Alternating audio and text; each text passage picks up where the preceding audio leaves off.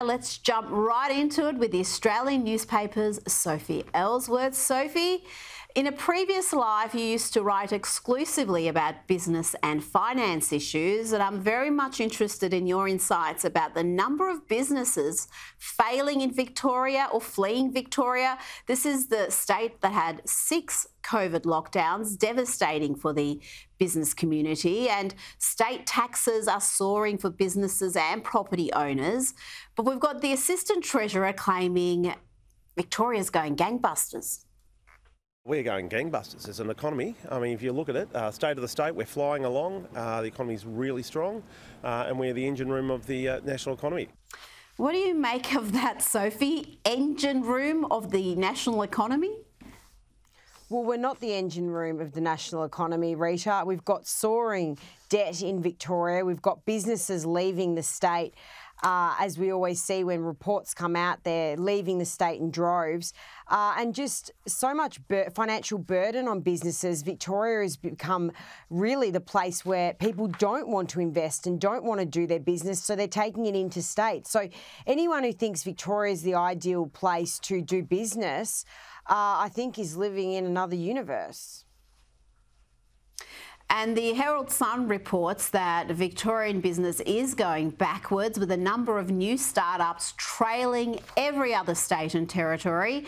This new analysis of ABS data by the IPA shows 13,000 fewer new businesses compared with 2021 levels. And when you compare that to New South Wales, they recorded an increase of 13,000 new businesses, and Queensland saw an increase of 7,600. So again, Sophie, why is Victoria lagging behind the rest of the country? Obviously, the state taxes are a factor, but what other issues are causing businesses to either not start in Victoria or to leave the state? Well, because they keep introducing new taxes down here, Rita, it's an expensive place to do business. I think there's a lot of people scarred from the COVID pandemic when we lived through 6 lockdowns that seemed to go forever.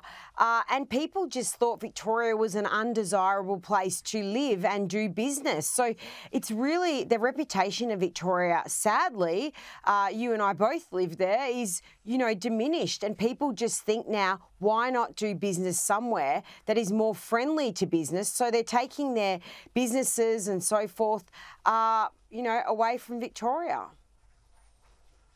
And you've even got buyers advocates advising their clients not to invest in Victoria. So it's not just the business community, but just mum and dad investors are being told what's happening with the land taxes in this state is frightening. And this data also shows that businesses are closing faster in Victoria. So they're not starting up yet, they're moving interstate, and they're closing, the ones that do open, faster than other parts of the country. Vecchi Chief Paul Guerrera says that confidence is low and other states just offer better opportunities.